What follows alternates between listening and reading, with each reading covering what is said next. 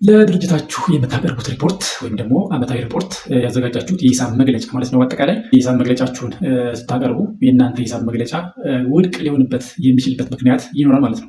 ስለዚህ ብዙ ጊዜም ባይሆን ውድቅ ሊደረግባችሁ የሚችልበት ጊዜ ይኖራል። ስለዚህ ውድቅ የሚደረግባችሁ ለምንድን ነው የሚለውን ስናይ ብዙ አይነት ምክንያቶች ይኖራሉ። ስለዚህ እኔ በዋናነት በአራት ጉዳዮች ቢያንስ የእናንተ ሪፖርት ውድቅ ሊደረግ ይችላል ማለት ነው። ስለዚህ በእነዚህ ዙሪያ ላይ ማወቅ ይጠበቅባቸዋል ብዬ ያሰቧቸው ናቸው። ስለዚህ አራቱንም አሁን እነግራቸዋለሁ። የቪዲዮ እስከ መጨረሻው ተከታተሉ ማለት ነው። አንደኛውና የመጀመሪያው ምንድን ነው?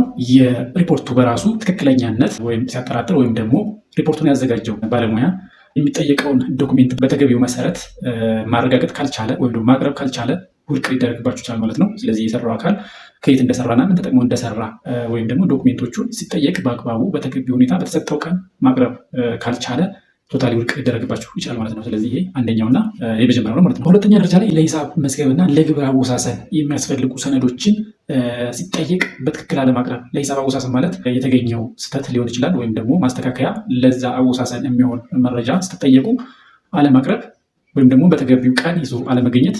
ለሂሳብ መዝገብና ለግብር አወሳሰን አስፈላጊ የሆኑ የድጋፍ ሰነዶችን ተጠይቆ በጽሁፍ ተጠይቆ የሚጠበቅባችሁን ነገር በጽሁፍ ይጠይቃሉ ማለት ነው። ስለዚህ በጽሁፍ ተጠይቃችሁ በተገቢ ሁኔታ ያለቀረባችሁ ከሆነ ይሄ ሪፖርታችሁ ውድቅ ሊሆን ይችላል ማለት ነው። ስለዚህ ይሄ በሁለተኛ ደረጃ ላይ የምናገኘው ነው። በሶስተኛ ደረጃ ላይ በደረሰኝ አስተዳደር መመሪያ መሰረት በባለስልጣኑ ያልተፈቀዱ ደረሰኞችን ተጠቅማችሁ ሪፖርቱን ያዘጋጃችሁ ከሆነ ይሄ ቶታሊ የእናንተ ሪፖርት ውድቅ ይሆናል ማለት ነው።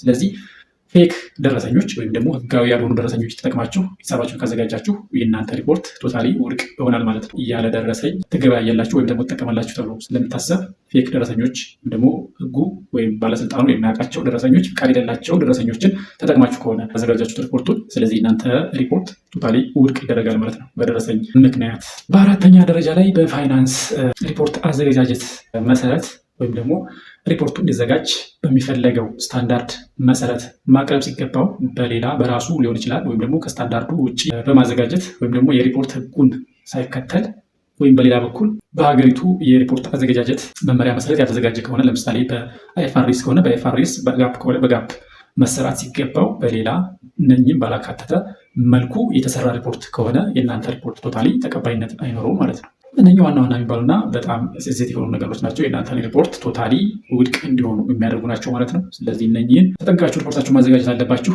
ስለ እነኚህ ማብራሪያ እና በጣም ሰፋ ያለ የታክስ ሂሳብ መዝገብ አያያዝ ዙሪያ የሚያወራ በደንብ ያብራራላችሁ ፒዲኤፍ አለ። መመሪያ ነው። በመመሪያው በፒዲኤፍ መልኩ የተቀመጣለ። እሱን ለማግኘት እና ተጨማሪ መረጃ አሁንም በዚህ ዙሪያ ላይ እንድታገኙ ጠቅማችኋል። የቴሌግራም ላይ ያስቀምጭላችኋለሁ። ቴሌግራም እየገባችሁ ጆይን አድርጋችሁ እዛው ላይ ታገኙታላችሁ። እዛው ማንበብ ትችላላችሁ ማለት ነው። በጣም ሰፋ ያለ ስለሆነ ሌሎችም የተካተቱበት ነገር ስለሆነ ሂሳብ መዝገብ አያያዝ በደንብ ያወራል። ከታክስ ጋር በተገናኘ የቴሌግራም ቻናል ለማግኘት የፕሮፋይል ሊንክ ስትጫኑ ከስር ቀስታለች። ቀስቷ ስር ያለውን ሊንክ ስትጫኑ ሁለት ሊንክ ይመጣል። አንደኛው ቴሌግራም ነው፣ ሁለተኛው የዩቲዩብ ቻናል ነው። ስለዚህ ሁለቱንም ጆይን ኤንድ ሰብስክራይብ አድርጉ። በሌላ ቪዲዮ እስከማገኛችሁ ድረስ